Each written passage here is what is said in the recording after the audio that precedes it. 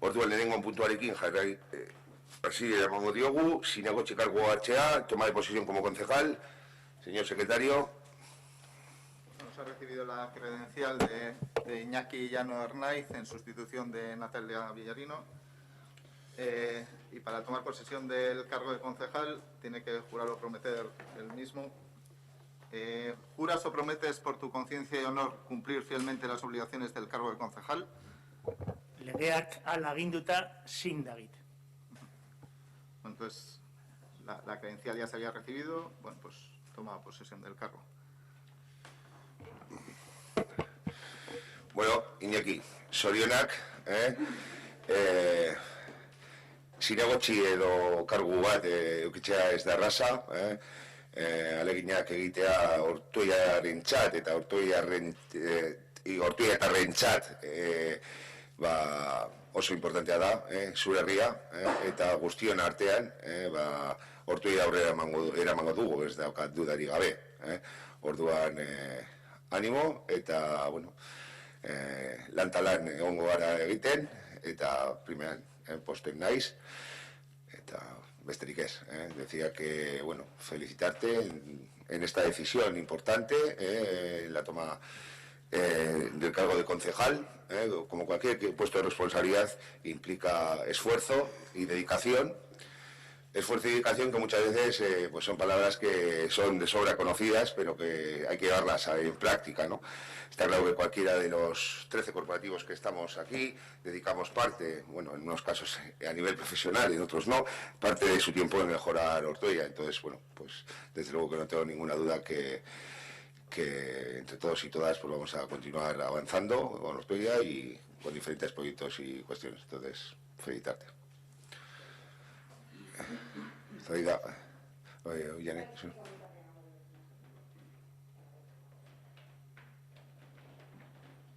Bueno, berriro ere ongi etorri, erronka handia daukazu aurrean, euskara zinegotzia izango zara, euskara hizkuntza bat baino gehiago da, baina hori ja badakizu.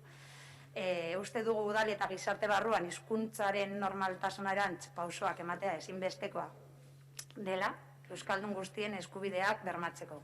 Zure pausoak zentzu horretan baldin badoaz, zure ondean egongo gara, eta gainerazuk teknikari fina izango duzu aurrean, ondoan lan egiteko, beraz aprobetsatu eta egongo gara, lanean, elkarrekin.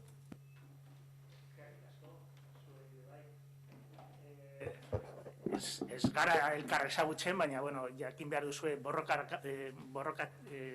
prest etorri naizela, baina ez zuen kontra borrokatzeko prest, baizik eta euskararen aldeko borrokatzeko prest. Guztiokin elkarrekin nik uste dut aurrera atera behar dugula.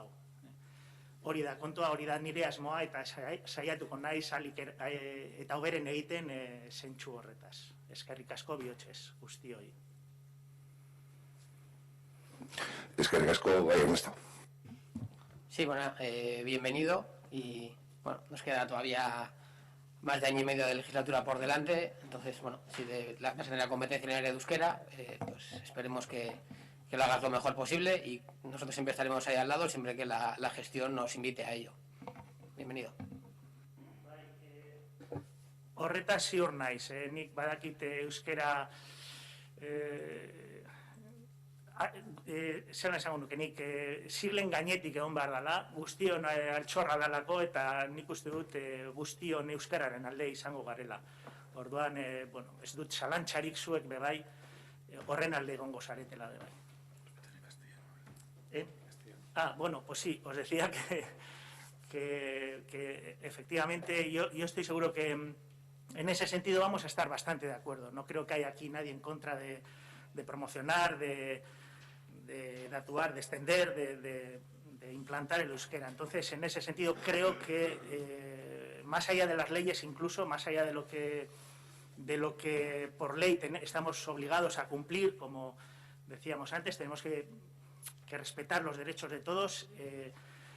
Yo creo que la voluntad es lo más importante y estoy casi seguro de que todos aquí tenemos voluntad de que el euskera se implante como una lengua más o en el mismo nivel que el castellano. Yo mismo tengo deberes que hacer a ese respecto, pues porque mi lengua materna, zorionez edo zorritzarrez, nik esango nuke zorionez, baina, bueno, gaztelera dela, es el castellano, entonces, bueno, yo mismo tengo trabajo que hacer ahí y tengo que ponerme al día, al igual que bueno, pues el pueblo, y en eso estaremos, en eso trabajaremos.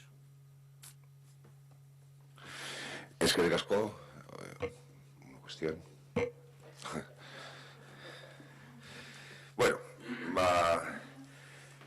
zinegotxea eta hartuta, osoko bilkura honetan parte alduzu, guztiok bezala.